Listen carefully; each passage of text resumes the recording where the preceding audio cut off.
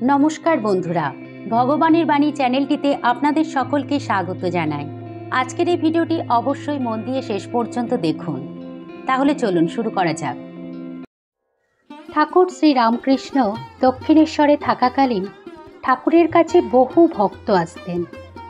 দুপুরের পর থেকে সন্ধ্যা পর্যন্ত এই সময়টাতে ঠাকুর তার থাকবার ঘরের ছোট খাটটিতে বসতেন, আর ঠাকুরের সেই অমৃত সমান কথা শ্রবণ করার জন্য ত্যাগী ভক্তরা যেমন থাকতেন, ঠিক তেমনি অনেক গৃহস্থ অর্থাৎ সংসারী ভক্তরাও থাকতেন।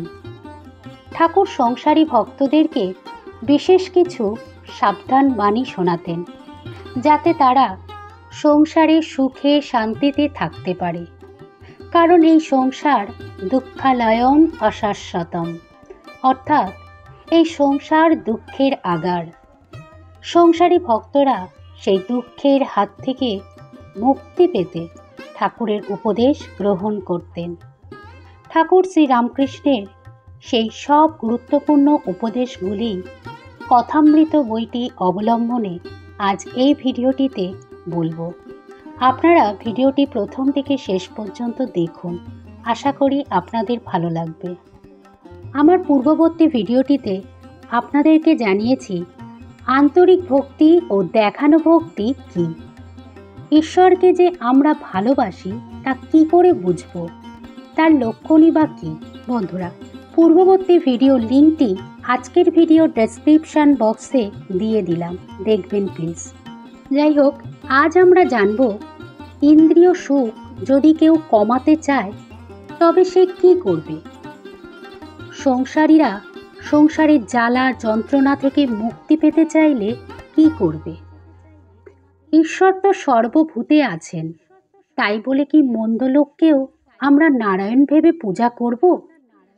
ভক্তদের এই সব প্রশ্নের উত্তর ঠাকুর শ্রী রামকৃষ্ণ খুব সুন্দরভাবে দিয়েছেন, আর ঠাকুরের সেই উত্তরগুলি এখন আপনাদের সাথে শেয়ার করছি। প্রথমত, ইন্দ্রিয় সুখ অর্থাৎ লোভ, কামনা, বাসনা, ভোগ লালসা, ক্রোধ ইত্যাদি, এগুলো যদি কেউ কমাতে চায় তবে তাকে একটি কাজ করতেই হবে, তা হলো ঈশ্বরের নাম করা।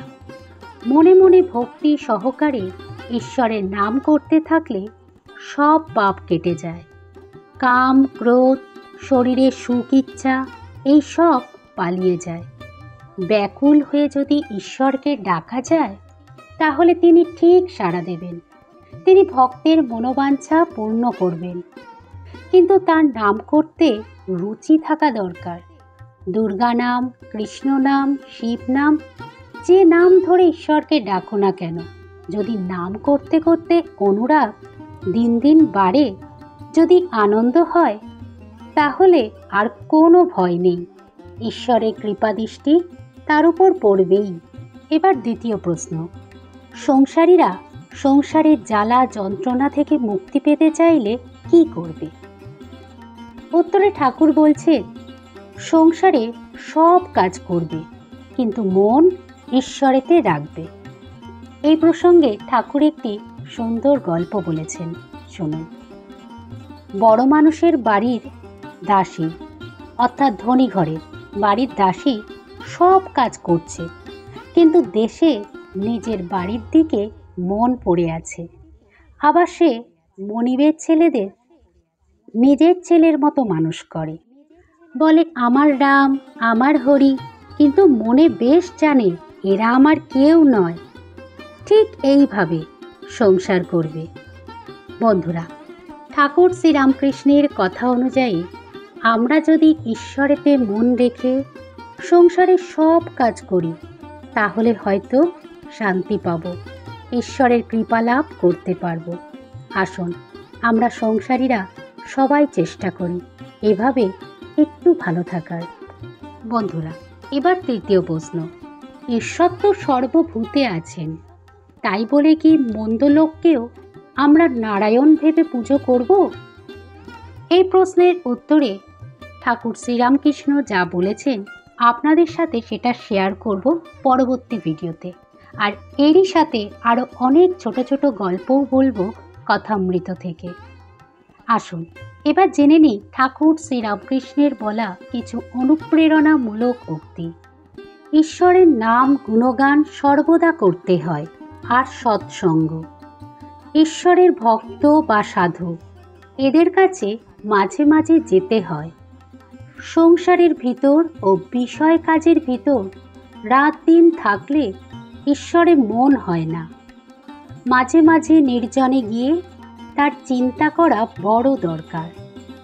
প্রথম অবস্থায় মাঝে মাঝে নির্জন না হলে ঈশ্বরে মন রাখা বড়ই কঠিন। যখন চারাগাছ থাকে তখন তার চারিদিকে বেড়া দিতে হয়। বেড়া না দিলে ছাগল গরুতে খেয়ে ফেলে।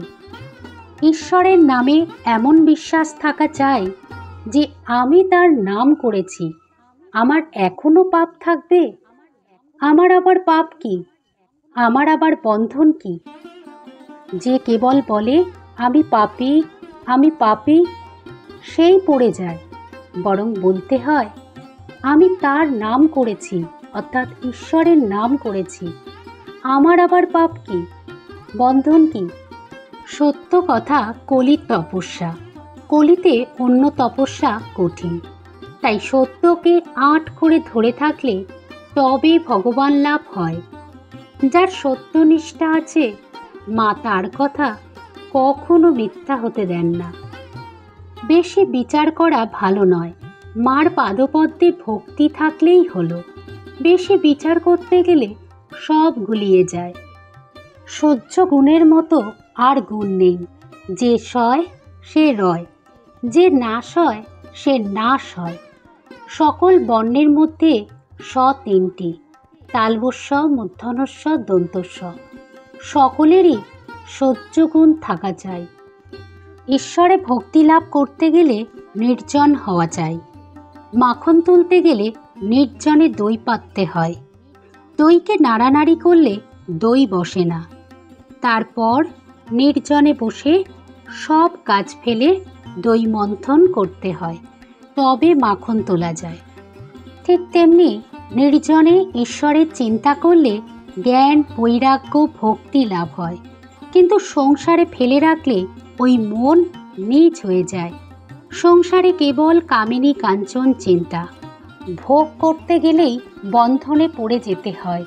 সেজন্য বড় বড় বাসনাগুলোকে বিচার করে তাতে দোষ দেখে মন থেকে তাড়াতে হয়। ঈশ্বরের নাম গুণগান সর্বদা করতে হয়। এরূপ অভ্যাসের দ্বারা মনে অসাধারণ শক্তি এসে পড়ে।